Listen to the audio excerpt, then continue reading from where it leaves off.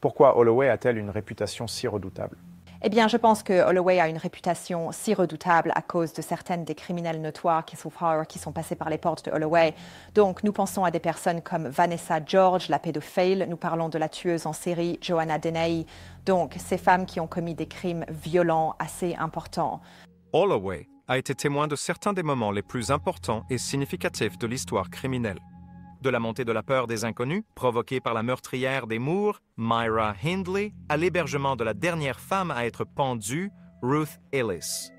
Ces femmes meurtrières ont fait la une des journaux à l'époque et sont restées dans notre conscience. Mais en réalité, les femmes ne constituent que 5% de la population carcérale.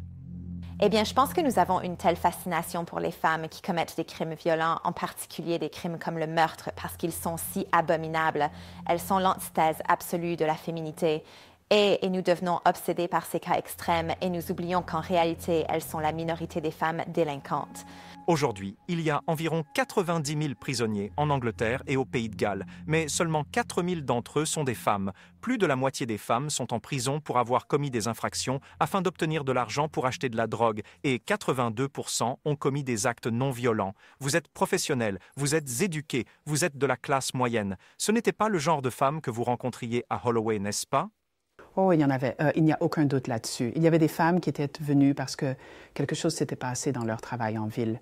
Donc je n'étais pas unique, mais bien sûr, j'étais différente de la grande majorité des filles là-bas. Presque tout le monde avait été sous drogue avant. C'est un environnement très instable et j'ai décrit Holloway comme un peu une maison de fous.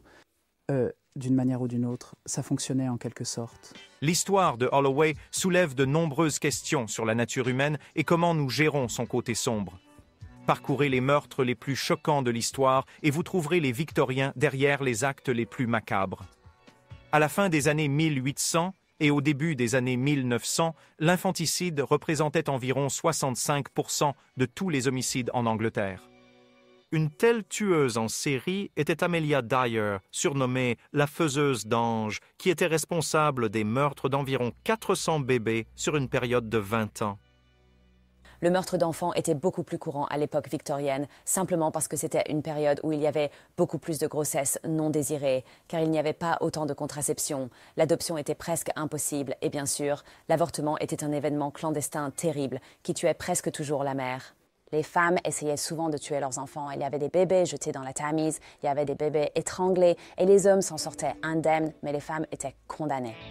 Une paire de femmes qui ont profité de la situation étaient les notoires Annie Walters et Amelia Sachs, connues sous le nom de Finchley Baby Farmers. Annie Walters et Amelia Sachs étaient deux femmes de Londres impliquées dans l'industrie très populaire de l'élevage de bébés. C'était légal. De nombreuses femmes y participaient. C'est juste que ces deux-là l'ont transformé en meurtre. Donc, l'élevage de bébés était essentiellement lorsque de jeunes femmes qui tombaient enceintes, des servantes, des filles de la classe ouvrière, tombaient enceintes hors mariage, ne pouvaient pas se permettre de s'occuper des bébés. Il y avait le bébé, elle se le donnait à la femme. Elle pillait sa femme une grande somme d'argent, 25 à 30 livres, une somme énorme pour faire adopter ou héberger l'enfant. L'année dernière, je suis tombée enceinte et j'ai vu une annonce dans le journal. Je suis allée voir Amelia Sachs. Les conditions convenues étaient une livre, un shilling par semaine ou 3 livres. 3 shillings par semaine pendant l'accouchement. Après avoir été là un court moment, Sachs m'a demandé si je voulais faire adopter l'enfant. J'ai dit que oui et je lui ai demandé combien cela coûterait. Elle a dit 25 ou 30 livres. Le samedi 15 novembre, mon enfant est né. Je ne l'ai vu qu'un instant avant qu'il ne soit lavé. Le dimanche matin, le docteur Wiley est venu me voir. Le bébé n'était pas là. Il a demandé où il était.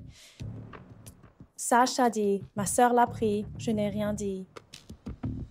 Sachs était responsable. Elle prenait généralement ses bébés, les tuait, et personne ne semblait s'en apercevoir. Et ce n'est que lorsque le propriétaire d'Annie Walters, un policier, est devenu plutôt méfiant à propos des bébés qui semblaient arriver et ne plus être là. Il est devenu plutôt méfiant à ce sujet, a enquêté, et ils ont ensuite trouvé des vêtements de bébé chez Amelia Sachs. Nous n'avons aucune idée du nombre exact d'enfants qu'ils ont tués. Nous ne savons tout simplement pas, mais il est très clair qu'ils les ont probablement tués par dizaines. Et parce que les mères étaient au bas de la société victorienne, elles pensaient qu'elles ne seraient jamais attrapées.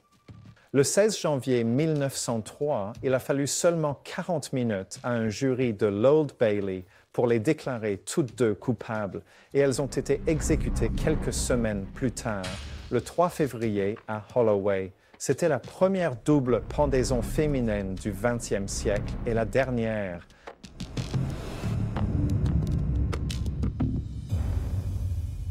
Cela a-t-il causé un scandale ou une panique morale? Y a-t-il eu beaucoup de discussions sur l'élevage de bébés? Il y avait une énorme panique morale à propos des femmes qui pratiquaient le baby farming et de ces jeunes mères qui créaient ces enfants illégitimes. Il n'y avait vraiment aucune reconnaissance du fait que ces servantes très pauvres, avaient très peu de choix sauf d'utiliser les fermes à bébés. De nombreux individus meurtriers se sont retrouvés à la merci de la justice à la mode victorienne après leurs crimes odieux. Mais ce n'étaient pas seulement les tueurs qui étaient emprisonnés. Les pickpockets et les voleurs faisaient également face à des punitions sévères. 50 ans plus tôt, la rétribution victorienne la plus courante pour le crime était la déportation, envoyant les délinquants d'abord en Amérique, puis en Australie et en Tasmanie. Une autre solution était l'exécution, avec des centaines de délits passibles de la peine de mort. Que voulaient que les prisons accomplissent face les Victoriens? Les prisons étaient principalement axées sur la punition et les délinquants devaient être en quelque sorte des exemples de ce qu'il ne fallait pas faire. Ainsi, très souvent, les prisons victoriennes étaient des bâtiments incroyablement grandioses au milieu des villes, de sorte que tout le monde pouvait les voir et savait ce qu'elles étaient. Mais plus important encore, ils savaient qui était logé dans ces institutions, donc les personnes qui avaient enfreint la loi. La hausse des délits mineurs et une augmentation de la population carcérale ont forcé la construction à grande échelle. Les Victoriens ont construit ou modifié plus de 80 prisons à travers l'Angleterre et le pays de Galles. La nouvelle prison de la City de Londres était un château fortifié connu sous le nom de Holloway. Et au cours des 150 années suivantes, son nom deviendrait infâme. Mais ce n'étaient pas seulement des meurtrières comme Ruth Ellis et Myra Hindley qui peupleraient le panthéon de Holloway. Une femme mourrait par amour au grand effroi de la nation. Holloway était considéré comme une solution à la population carcérale croissante de Londres. Il était à l'origine connu sous le nom de Camden Castle et son immense pavillon d'entrée était inspiré du château de Warwick. À l'intérieur se trouvaient des bâtiments gothiques victoriens tout aussi imposants, pouvant accueillir jusqu'à 436 détenus. La prison avait 4 ailes radiales de 3 étages sur un plan en étoile, avec une aile d'administration et des ailes séparées pour les femmes et les jeunes. Les ailes masculines avaient des ateliers à leurs extrémités extérieures. L'aile féminine avait des buanderies et l'aile des jeunes, des salles de classe. Les Victoriens tenaient beaucoup à voir tout le monde en prison. Les officiers pouvaient se tenir au milieu du style et ils pouvaient se tourner et regarder le long des longs couloirs et voir qui était hors de sa cellule. Ils pouvaient voir qui entrait dans la cellule de quelqu'un d'autre. Ce système de surveillance était privilégié et est présent dans de nombreuses prisons. Les prisons pour les Victoriens étaient entièrement axées sur la punition. La réhabilitation n'entrait pas vraiment en ligne de compte. Ainsi, la vie était incroyablement dure dans les prisons. Il y avait certainement très peu de compétences, de formation ou de quoi que ce soit pour préparer les gens au monde extérieur à nouveau. Une fois à l'intérieur, les prisonniers devaient payer pour leurs crimes. Ils étaient gardés en silence et contraints à un travail manuel intense. Marcher sur une roue à aube ou défaire une corde pour obtenir de l'étoupe étaient les formes les plus courantes de travaux forcés. Donc, le système silencieux et séparé était basé sur ces deux concepts de séparation des prisonniers des autres personnes et de calme, de silence pendant leur peine. Et ce sont des conditions très, très dures, n'est-ce pas? Quand nous pensons aux gens comme des êtres sociaux, ils se parlent, eh bien les prisonniers victoriens n'étaient pas autorisés à faire cela. Qu'allait apporter le silence? Eh bien, on pensait qu'en étant silencieux, elle serait plus repentant parce que, vous savez, ils ne conversaient pas avec d'autres personnes. Donc, la seule chose à laquelle ils devaient penser était eux-mêmes et ce qu'ils avaient fait. Dans l'Angleterre victorienne, beaucoup plus de femmes étaient condamnées à la prison. Les femmes constituaient environ 17% de la population carcérale, contre environ 5% aujourd'hui. 90% des prisonnières victoriennes recevaient de courtes peines. Certaines détenues pensaient que les conditions de la prison étaient relativement agréables et y voyaient une amélioration par rapport à la vie à l'asile de pauvres. Je peux avoir une chambre pour moi, toute seule. Et avec 3 repas par jour et le médecin quand je le veux, je suis mieux ici. Holloway. À la fin des années 1880, le roulement était élevé et la population carcérale quotidienne moyenne était de plus de 2500 femmes et près de 12 000 hommes. Holloway est devenue si peuplée que la prison a été contrainte d'ajouter plus de cellules, portant le nombre de détenus à près de 1000. De plus en plus, à mesure que l'ère victorienne avançait, les gens ont commencé à dire « nous devons séparer les hommes et les femmes, c'est immoral ». Et après tout, beaucoup de femmes en prison étaient des prostituées et elles pourraient même essayer de gagner plus d'argent ou de faire plus de passants à l'intérieur de la prison. Il y avait un nouvel élan vers la séparation des hommes et des femmes, en partie à cause de la moralité victorienne, mais aussi en partie à cause d'une certaine notion de protection des femmes elles-mêmes. Je pense que pendant cette période, c'était une époque vraiment difficile. Il y avait énormément de pauvreté et beaucoup de femmes se retrouvaient à devoir compter sur le travail du sexe, sur la prostitution pour joindre les deux bouts. Et la prostitution était quelque chose qui était intrinsèquement criminalisé par les Victoriens. Donc il y avait beaucoup d'infractions liées à la prostitution et les femmes se retrouvaient, vous savez, du mauvais côté de la loi. La fermeture de la plus ancienne prison de Londres, Newgate, a coïncidé avec une panique morale concernant les travailleuses du sexe, ce qui a entraîné une demande accrue de places en prison pour la femme.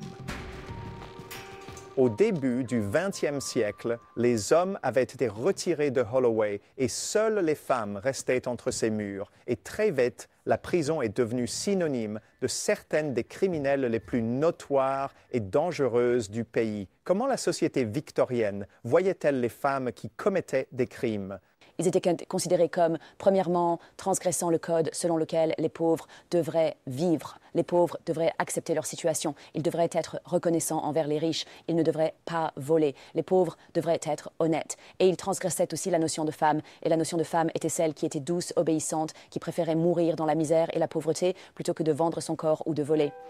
Ce que vous faisiez à l'extérieur se reflétait également dans la façon dont vous étiez traité à l'intérieur des murs de la prison. Le système de classe était une partie fondamentale de la vie britannique, et Holloway ne faisait pas exception. Kate, quelle serait la différence entre une femme de la classe moyenne entrant en prison et une femme de la classe ouvrière entrant en prison?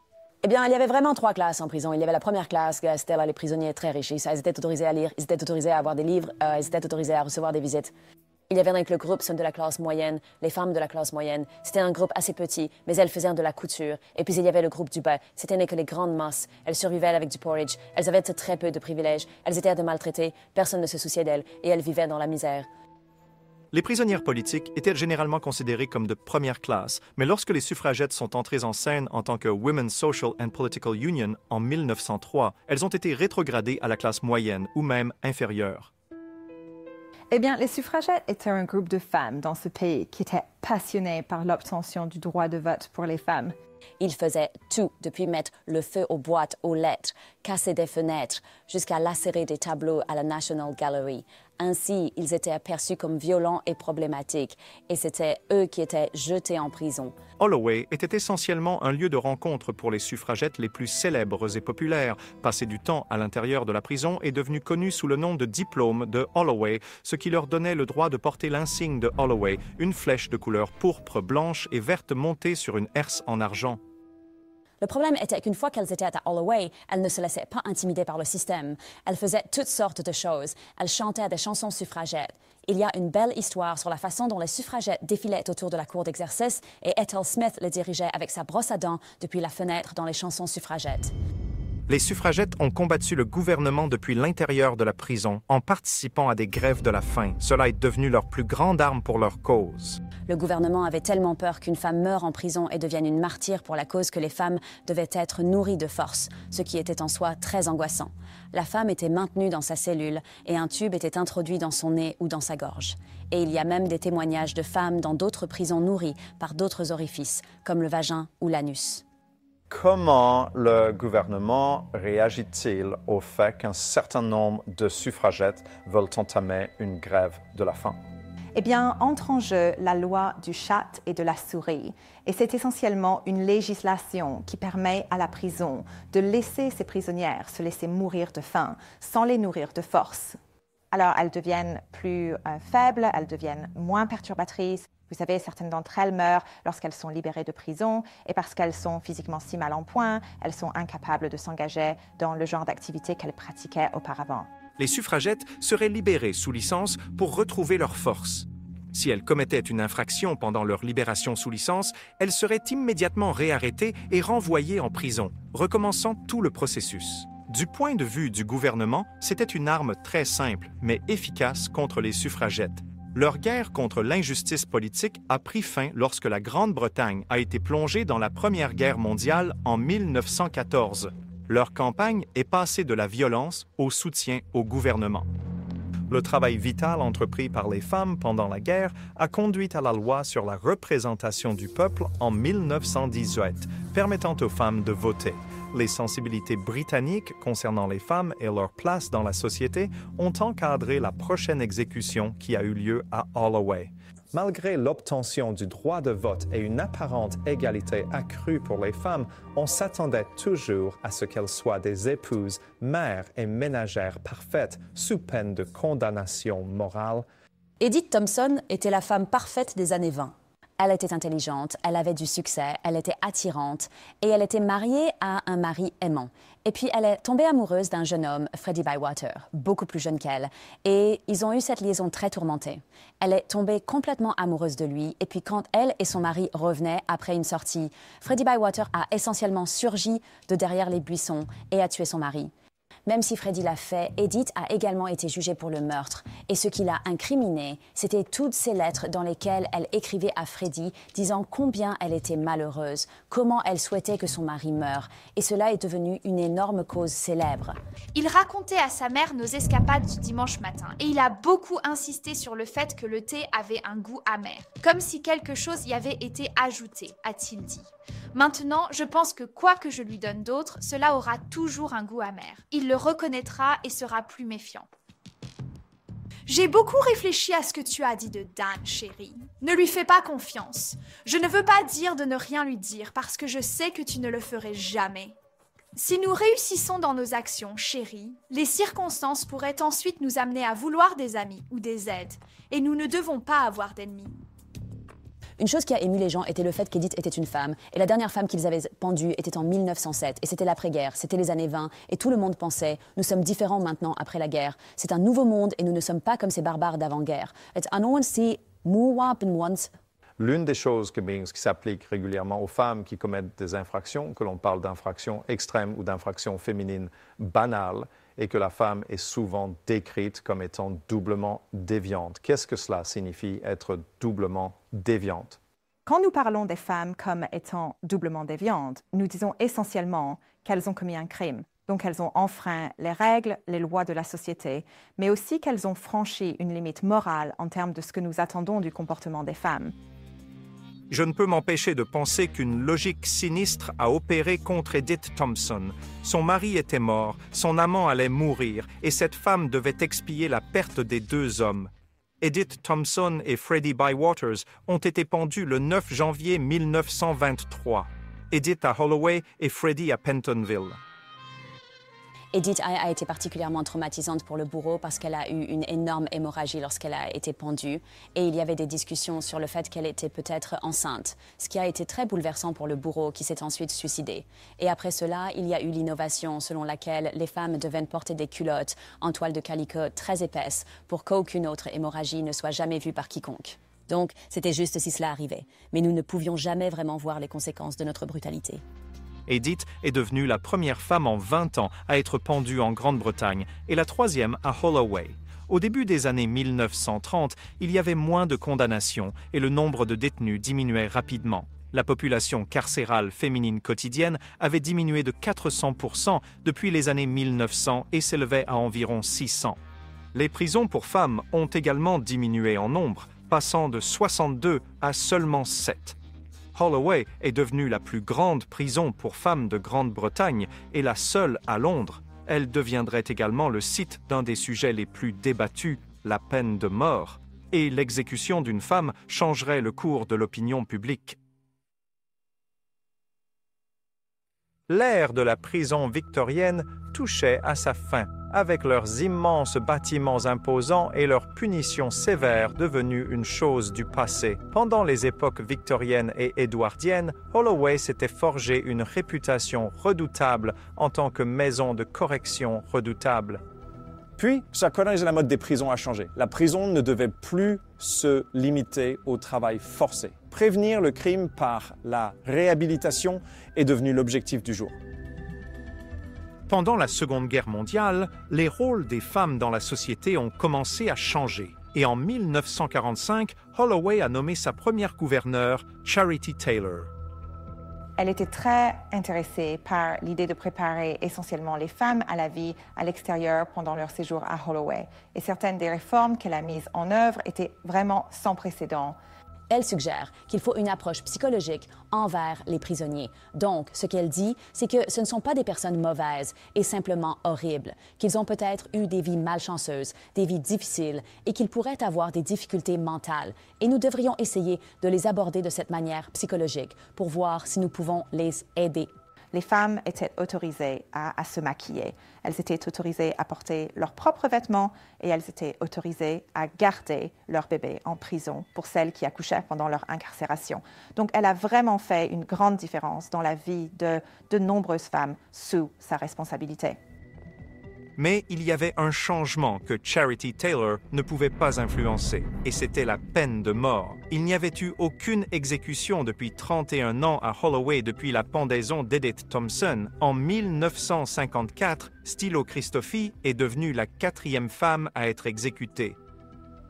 Stylo Christofi était une femme chypriote grecque qui était venue à Londres pour vivre avec son fils. Son fils avait plutôt bien réussi. Il avait été serveur. Il était marié à un mannequin, avait 3 enfants. Et malheureusement, Stylo Christofi, elle détestait sa belle-fille. Donc, quand son fils est parti, elle a pratiquement tué sa belle-fille dans la cuisine. Elle l'a étranglée, puis elle a mis le feu à l'endroit. Et puis, elle a réalisé avec panique qu'il y avait des enfants qui dormaient à l'étage. Et elle ne pouvait pas vraiment parler anglais, et elle s'était précipitée dans la rue, a finalement trouvé des gens et leur a dit « Enfants, enfants, enfants endormis dans la maison en feu ». Quand les autorités sont arrivées, elles ont trouvé le corps de la belle-fille. Il était clair qu'elle avait été étranglée et c'était très clair qu'elle avait effectivement essayé de tuer sa belle-fille. L'exécution de Stylo Christofi a suscité peu d'intérêt parmi le public. La raison pour laquelle Stylo Christofi n'a tout simplement pas reçu la sympathie que d'autres femmes exécutées ont eue, c'est qu'elle était perçue comme une immigrée. Elle ne parlait pas vraiment anglais. Elle n'était pas une figure très sympathique. De plus, il était très difficile pour le public de voir le crime de Christofi de manière aussi sympathique qu'ils l'ont fait pour Ruth Ellis. Ruth Ellis fut la 5e et dernière exécution à Holloway. Son cas suscita un immense intérêt public et remit en question le rôle de la peine capitale. Ruth Ellis était une jeune femme, elle travaillait dans un nightclub, elle était glamour, elle avait été mannequin et elle avait cette relation très tourmentée avec un homme appelé David Blakely. Cela a accéléré très rapidement. Ils ont emménagé ensemble très vite et c'était une relation assez turbulente. Et ils ont tous les deux commencé à voir d'autres personnes assez rapidement après avoir emménagé ensemble. Et cela a rendu David incroyablement jaloux et incroyablement contrôlant. Et la relation était généralement un peu un désastre. Ruth a fait une fausse couche après que David l'a frappé au ventre. Donc, c'était vraiment une relation incroyablement désagréable. Et puis, peu de temps après, Ruth l'attend devant un pub à Londres où il boit avec des amis. Et quand il quitte le pub, elle lui tire dessus et il meurt de ses blessures. Ruth Ellis est devenue la dernière femme à être exécutée en Grande-Bretagne. Le mercredi 13 juillet 1955, elle a été pendue par Albert Pierrepoint à Holloway. Je pense que l'exécution de Ruth Ellis a été le moment où, vous savez, la peine capitale allait prendre fin, tant l'émotion était forte. Et le jour de son exécution, il y avait des gens alignés à l'extérieur de la prison sur les trottoirs. Il y avait des femmes là avec des landaux. Donc tout le monde s'intéressait à l'affaire et ne voulait vraiment pas que cela arrive à quelqu'un d'autre. Il a fallu encore 10 ans après l'exécution de Ruth Ellis pour que l'abolition de la peine de mort en Grande-Bretagne devienne loi. La pendaison a été remplacée par une peine obligatoire de réclusion à perpétuité. La peine de mort avait disparu. Le hangar d'exécution avait disparu et il n'y avait plus besoin des cellules des condamnés. Holloway était sur le point d'entrer dans une période de réforme pénale. La vieille prison était comme un cauchemar victorien. C'était vraiment comme l'enfer. Vous y entriez, c'était gris, malodorant, sale. Il y avait d'immenses grands étages séparés seulement par des fils anti-suicide. Et les gens avaient l'habitude de jeter des choses dessus, du papier toilette et d'autres choses. Et ça coulait, c'était sombre, lugubre. Et l'inspection le critiquait toujours pour son niveau d'hygiène. Et ce n'était pas un endroit très agréable pour travailler du tout. C'était horrible. Ma première nuit à la prison de Holloway a été un enfer. J'étais dans une cellule avec une femme folle qui arrachait ses ongles d'orteil et les mettait dans ma tasse de thé. Le vent hurlait à travers la fenêtre. Le verre avait été brisé lors des émeutes et les trous étaient bouchés avec du papier toilette et des livres de la bibliothèque. Il y avait un seau pour uriner et à 5 heures du matin, on m'a dit de vider le seau où le contenu était jeté dehors. J'ai eu une bouillie le matin que j'ai dû manger avec la dame aux ongles dans ma cellule. En pensant en termes d'art, de couleur et de peinture, le bâtiment victorien, les anciens bâtiments victoriens, quelle sorte de couleur avait-il? Je pourrais dire gris, cela peut être agréable. Mais en fait, la couleur était plutôt bleue. Je ne peux pas la voir autrement. Je sais que ce n'a pas une couleur, mais c'était vraiment bleu. On dirait que l'éducation avait une très faible priorité dans l'ancien Holloway. Serait-ce une façon précise de le décrire? Les prisons ne sont pas là à des fins éducatives. Les femmes avaient des visites à faire. Elles devaient voir leurs avocats. Elles avaient des examens médicaux. Beaucoup de femmes étaient malades. Et après qu'elles étaient toutes libérées de cela, elles avaient alors le temps de venir à l'éducation. En 1968, il a été décidé que Holloway devait être reconstruit en tant que prison locale et institution psychiatrique. Il y avait une école de pensée selon laquelle les femmes pouvaient être guéries de leur criminalité et que la cause principale était psychologique. Les travaux de construction ont été entrepris tandis que la prison restait opérationnelle. Dans l'ancienne prison, il y avait énormément d'automutilations et de tentatives de suicide. Et il y avait beaucoup de bagarres. Il y avait beaucoup de barricades. Et c'était très, très tendu. Et il n'y avait aucun moyen de dissiper cette tension, car il n'y avait pas d'activité vraiment significative. La violence, donc, était souvent dirigée contre les femmes elles-mêmes. Je me souviens d'une jeune femme, elle n'avait que 18 ans. Elle était gardée au sous-sol pour une raison quelconque, parce qu'elle était sous surveillance 24 heures sur 24. Et elle s'est immolée par le feu, et Dieu sait dans quel état d'esprit elle devait être. Le fardeau psychologique d'être en prison affecte les détenus de différentes manières, parfois extrêmes. Une prisonnière qui semblait s'adapter à la vie en prison était connue comme la femme la plus détestée de Grande-Bretagne, Mira Hindley.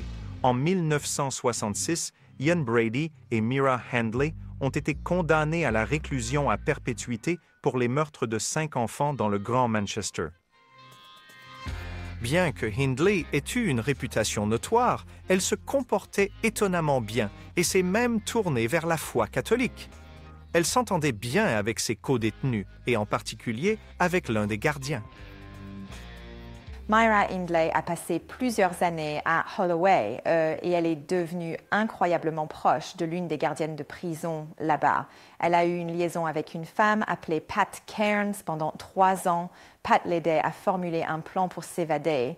L'une des autres prisonnières a signalé cela au directeur et a dit « Regardez, je pense que Myra Hindley essaie de planifier une évasion. » Et Myra Hindley a en fait réussi à utiliser son charme et sa manipulation pour convaincre le directeur que cette autre prisonnière mentait. Le plan a continué jusqu'en 1973, lorsque la police a entendu des rumeurs d'un évadé utilisant des clés dupliquées. Myra et Pat Cairns avaient prévu de voyager en Amérique du Sud.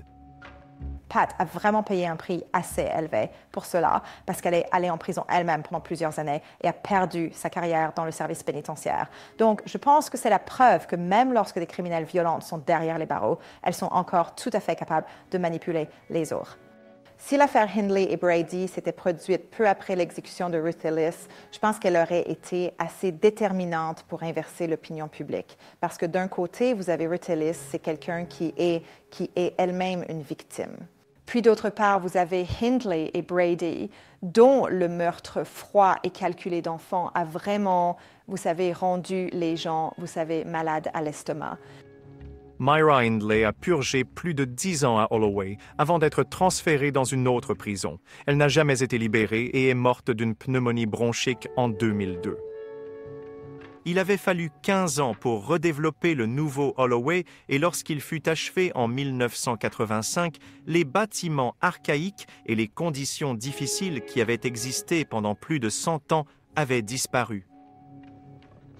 Mais est-ce que les nouveaux bâtiments et les nouvelles réformes entraîneraient un véritable changement et sortiraient la réputation de Holloway du Moyen Âge?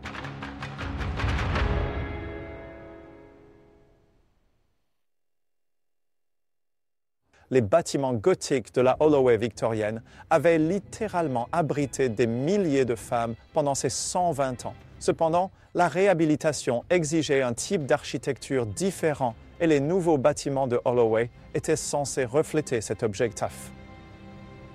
La nouvelle prison était une prison construite à cet effet, et elle était construite pratiquement comme un logement étudiant, il me semblait. L'ensemble de l'endroit était beaucoup plus lumineux. Il y avait un immense gymnase construit à cet effet. Il y avait énormément d'installations. Il y avait un bloc éducatif construit à cet effet, ce qui était merveilleux. Nous avions nos propres salles de classe. Nous avions notre propre bibliothèque. Donc, l'ensemble est devenu beaucoup plus civilisé et humain. La disposition du nouveau Holloway était passée d'une configuration avec de bonnes lignes de vue à celle d'un hôpital, avec de longs couloirs et des coins cachés, rendant la surveillance beaucoup plus difficile. Les femmes à Holloway avaient probablement plus d'agents à qui parler que leurs homologues masculins, disons, dans toute autre prison de Londres, construite sur des lignes architecturales différentes. Ils vont probablement se sentir mieux d'être en prison qu'ils ne le feraient autrement parce qu'en fait, les gens se sentent psychologiquement contenus, non seulement par le personnel de santé, mais aussi par une véritable relation avec les agents, qui, bien sûr, sont également là pour les aider. Aviez-vous un avis sur le fait que ces conversations se déroulaient entre femmes ou les officiers masculins travaillant à Holloway ajoutaient-ils une dimension utile également? Je pense qu'ils l'ont fait. J'ai rencontré et je connais encore beaucoup de très bons gardiens de prison masculins et je pense qu'ils apportent quelque chose de différent parce que c'était l'une des choses que beaucoup de femmes en prison n'ont pas eu, c'est des hommes bien. En fait, elles ont eu des hommes exploiteurs, des hommes abusifs. Donc, c'est la rencontre des agents qui incarnent des hommes bien. Cela peut juste changer un peu leur perspective sur les choses de manière utile. Le nouveau Holloway semblait vouloir aborder et traiter les raisons derrière les crimes commis par ces détenus. En 2015, 53% des femmes en prison ont déclaré avoir subi des abus émotionnels, physiques ou sexuels dans leur enfance, et 66% avaient commis des infractions pour obtenir de l'argent afin d'acheter de la drogue. Les femmes qui arrivent à Holloway ont eu des expériences éducatives très pauvres. Si on vous présente ensuite un emploi du temps éducatif et que vous en êtes très méfiante et que vous arrivez avec ce manque d'éducation, il y a un cours avec lequel vous ne vous sentez pas intimidée et c'est le cours d'art parce que vous avez en quelque sorte une idée de ce qu'on attend de vous. Non seulement cela, mais pour les femmes qui ne pouvaient pas parler anglais, c'était le seul cours où elles pouvaient être avec d'autres détenus sur un pied d'égalité. Et l'art peut souvent libérer de nombreuses émotions différentes et créer des réactions très différentes au type de choses qui sont sur la toile. Quel genre de choses les femmes peignaient-elles quand vous étiez là? Les femmes qui étaient dans l'unité médicale et qui avaient des problèmes de santé mentale pouvaient souvent peindre des imaginaires merveilleux, des images de leur tête de manière très spontanée, sans aucune gêne, ce que j'enviais parfois, car je suis accablée par toute cette formation formelle qu'elles n'avaient pas. Et leur couleur était absolument d'une manière si spontanée, un peu dangereuse en quelque sorte. Tous les résidents de Holloway n'étaient pas incarcérés pour des crimes violents. La plupart étaient là pour des délits mineurs, avec 80% purgeant moins de 6 mois. L'économiste Vicky Price s'est retrouvée du mauvais côté de la loi pour avoir entravé le cours de la justice après avoir accepté des points de pénalité pour excès de vitesse au nom de son mari de l'époque, l'ancien politicien Chris Huhne. Quelles étaient vos attentes en entrant à Holloway? Je n'avais aucune attente. Je ne connaissais vraiment personne qui était allé en prison auparavant. Donc, si je dis que mes attentes étaient probablement fausses, dans le sens où c'était mieux que ce que j'aurais imaginé en termes de la façon dont j'ai été traitée. Les gardiens traitaient tout le monde de la même manière. Il y avait quelqu'un qui arrivait juste derrière moi qu'ils avaient déjà vu parce que lui souhaitait sa bienvenue à nouveau. Comment une journée typique était-elle structurée à Holloway? Donc, la nuit, vous êtes enfermé normalement en semaine de 7 heures du soir jusqu'à 8 heures du matin ou peut-être plus tard. Et ensuite, vous pouvez sortir et vous préparer un petit déjeuner.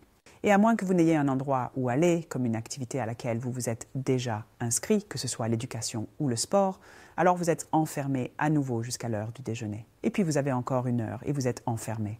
Et ensuite, plus tard, vous avez peut-être quelques heures pour vous mélanger avec les autres jusqu'à ce qu'ils vous enferment à nouveau pour la nuit. Pensez-vous que la chose la plus difficile à laquelle vous auriez dû vous adapter était d'être enfermé? Oui, je pense que c'était important pour moi et aussi sortir à l'air libre. Vous n'avez qu'une demi-heure pour peut-être vous promener et quand il pleut, les gardes ne veulent pas vraiment que vous soyez là parce qu'ils doivent être là pour vous surveiller, mais c'était vraiment important pour moi d'être là et de respirer l'air. Je suis sortie tout le premier jour et toutes les femmes sont venues vers moi et ont dit « Oh, nous ne pensions pas que tu voudrais te mêler à nous et que tu ne viendrais pas nous rejoindre. » Et j'ai dit « Tu plaisantes, bien sûr que je veux sortir. » Et elles m'ont un peu installée sur un banc. Mais en fait, ce que je voulais faire, c'était marcher en rond, faire un peu d'exercice. Et elles ont commencé à me raconter leurs histoires. Il y a 5 lits dans ma cellule. C'était perturbant d'avoir des personnes différentes qui entraient et sortaient chaque semaine. La plupart d'entre elles étaient des toxicomanes. C'était censé être une aile pour les femmes enceintes, mais ils laissaient entrer n'importe qui. Bien sûr, j'étais bouleversée quand ils l'ont prise. J'étais dévastée. On m'avait déjà enlevé 2 enfants, alors quand j'ai découvert que j'étais de nouveau enceinte, j'ai fait des changements. J'avais été toxicomane pendant 13 ans, déménageant d'un endroit à l'autre, entrant et sortant de prison. J'ai grandi en foyer, donc je n'ai jamais eu de chez moi. Alors je me suis trouvé un appartement et j'ai suivi le programme de méthadone. Mais quand un mandat a été délivré, j'ai su que j'allais être incarcérée. Et quand vous avez commencé à écouter leurs histoires, qu'est-ce qui vous a vraiment marqué? Eh bien, la première chose est à quel point un certain nombre de femmes étaient vulnérables et les problèmes avec ceux avec qui elles avaient été et les choses qu'elles faisaient pour les autres qui les ont fait attraper, si vous voulez. Et l'autre chose est que ce qu'elles avaient fait dans de nombreux cas était assez trivial. Et pourtant, la séparation de leurs enfants et de leur famille était dévastatrice. Et nous savons que cela déprime énormément les femmes. Ce que nous voyons, c'est que même si les femmes, certainement en Angleterre et au pays de Galles, ne représentent que 5% de la population carcérale, elles comptent pour 1/3 de toutes les tentatives de se faire du mal. Quel type de problèmes de santé mentale les femmes à Holloway présentaient-elles? Ils ont une gamme de problèmes, si vous voulez, des sortes de problèmes de santé mentale mineurs et aussi certains majeurs. Alors, quels sont les problèmes mineurs de santé mentale? Eh bien, des états d'esprit réactifs. Alors, cet ajustement à l'emprisonnement, état d'anxiété, état de dépression, et ils ont aussi des difficultés de personnalité assez significatives. Et puis, une petite proportion d'entre elles auront des types de maladies mentales graves que les gens pourraient méconnaître, comme la schizophrénie ou le trouble bipolaire.